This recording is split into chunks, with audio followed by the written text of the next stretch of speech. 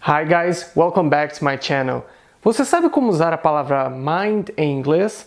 A palavra mind pode ser utilizada como um substantivo com o sentido de mente. Você pode dizer em inglês, I can't get you off of my mind.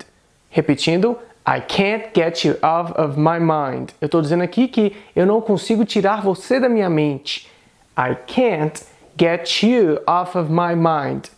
Temos então nesse exemplo o sentido de mente em inglês. Agora você também pode utilizar a palavra mind exercendo a função de um verbo. É super útil e é muito comum em conversação. Nesse caso, a palavra mind vai vincular o sentido de se importar ou dar importância a algo. Você pode dizer em inglês de uma forma imperativa, mind your own business. Repetindo, mind your own business. Então se você diz isso para alguém, né? Você olha na cara da pessoa e diz assim, mind your own business. Você está dizendo para ela se importar com o quê? Com as coisas dela.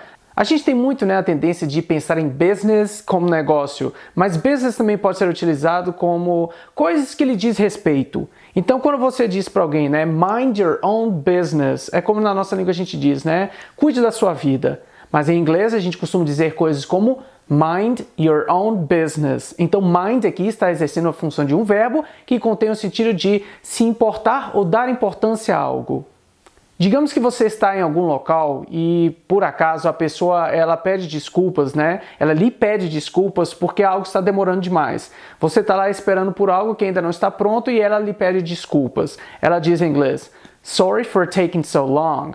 Você pode dizer para essa pessoa, no problem, I don't mind waiting. Repetindo, no problem, I don't mind waiting. Então você está dizendo para a pessoa o quê? Não tem problema, eu não me importo, né, de esperar. Então a pessoa ela pede desculpas e diz, sorry for taking so long. E aí você pode dizer, né, que não precisa se desculpar, né, que eu não me importo de ter que esperar. Então você pode dizer em inglês, no problem, I don't mind waiting. Repetindo de uma forma mais devagar. No problem, I don't mind waiting. Soa como, no problem, I don't mind waiting. Muitas vezes a pessoa simplesmente opta por combinar don't com mind e simplesmente dizem I don't mind. Repetindo, I don't mind, soa como I don't mind. Então quando ela diz algo do tipo I don't mind, ela está dizendo algo como não estou nem aí, eu não me importo com isso. I don't mind. É por isso que você pode utilizar mind em uma pergunta para saber se alguém se importa com algo, se ela se incomoda com algo, se há algum tipo de objeção. Vamos supor que você está em um ônibus lotado e aí você está quase no seu ponto, no ponto que você tem que descer. Você pode, né, pedir licença para as pessoas no sentido de passar por elas, porque o ônibus está tão apertado que você quer pedir licença justamente para poder passar por entre essas pessoas. Na língua inglesa, quando a gente quer dizer passar, né, por alguém, e principalmente quando a gente quer dizer passar por um local que está apertado, pois possui muitas pessoas, você então vai meio que se espremer por essas pessoas, você pode dizer squeeze past. Repetindo, squeeze past. Então a gente diz squeeze past quando a gente quer justamente vincular aquela ideia de passar por algo, né, meio que se espremendo. Então você pode perguntar para as pessoas que estão ali naquele local lotado, como no ônibus, ou inclusive numa festa, por que não? Do you mind if I squeeze past you guys?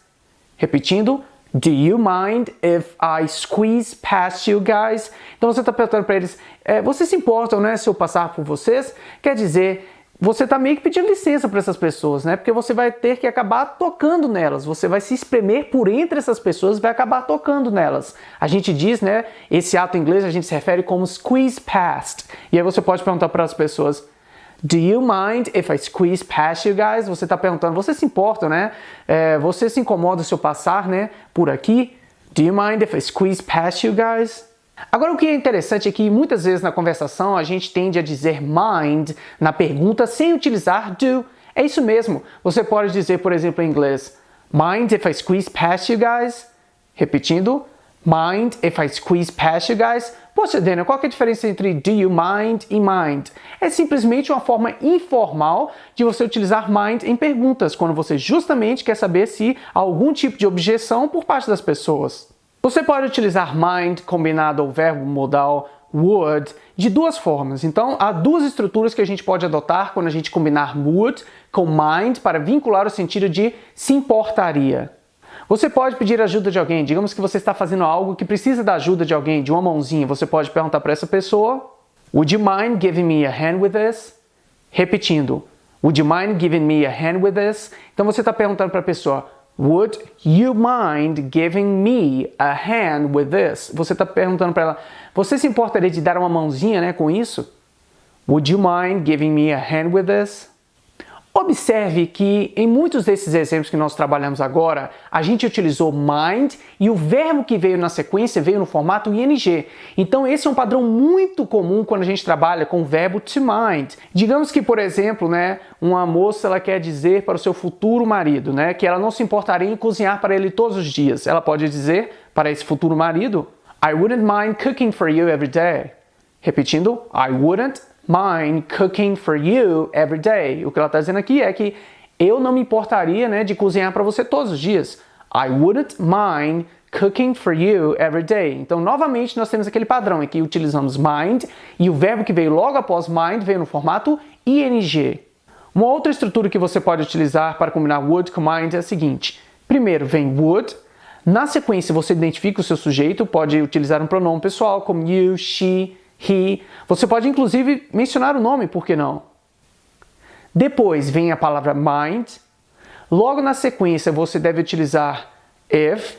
E na sequência vem uma situação hipotética. Como assim, Daniel? A gente vai citar uma situação hipotética para justamente avaliar qual seria a reação dessa pessoa se essa situação hipotética ela se tornasse realidade.